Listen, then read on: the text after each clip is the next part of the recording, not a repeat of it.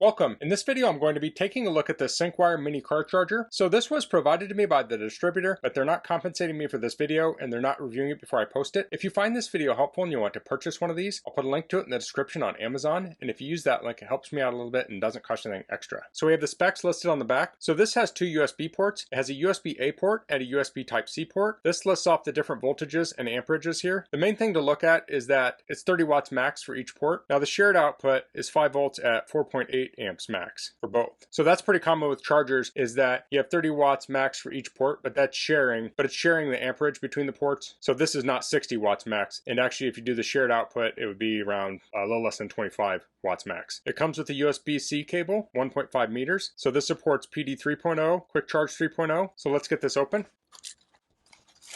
So in the box we have the warranty policy, we have a user manual. So it just has some safety instructions there. Here's the charger itself. So as you can see, this is a very small charger. Has spring-loaded terminals on it, both parts on the side and the front. And here we have the two ports. It says quick charge on the USB-A port, it says power delivery on the USB-C, and it says 30 watts on each one. And in very small type, it does list out all those specs. Then here we have the cable. So this is a USB-C cable on both ends. So this could be good for charging an Android phone. You could charge iPad, other devices that charge with USB Type-C. So this has this strain relief here.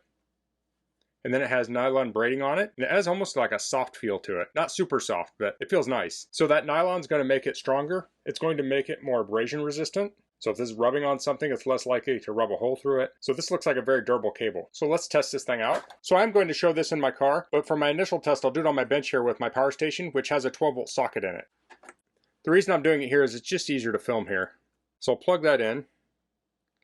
Turn it on. So here you can see what it looks like here. You can see how far it's sticking out. So it sticks out a little ways, but it's pretty close. So it has a nice look to it. It's not obtrusive. There is a little light on there. We turn the light off here so you can see that light. So if this is in the dash in your car, you can easily see your USB port to plug things in. So let's plug some things in here. I have an iPhone 6. Here I have a USB-A to USB Type-C cable. I'll plug that in and I'll plug it in the phone. So now we're charging it. Now we have that USB Type-C, so I'll plug that cable in. So here we can charge all sorts of devices. One of the first I had was a GoPro that has USB Type-C charging. So this is the Hero 5. So I'll plug that in. So now that's charging. Kind of hard to see the light there. So if you're traveling on the road, you might have to shave on the go. Here's a shaver with USB Type-C charging. It's kind of hard to see the display, but that's charging now. And of course, you can also charge Android devices with this and tablets and things. So having a charger with both ports on it makes it very versatile. USB-C is kind of becoming the standard now, but there's still a lot of stuff that uses that USB Type-A. And you can also get different combinations of cables. So this is a Lightning to USB-A, but you can also get a Lightning to USB-C. You can also get a USB-C to Lightning, and you can get a USB-A to USB-C. So there are many choices there. So now I'll cut to a clip where I'll show this in a car. Okay, so I'm currently in my 2016 Subaru Outback, and here we have this 12-volt port in the console, so I can plug the adapter in there. There we go. First I'll straighten it out.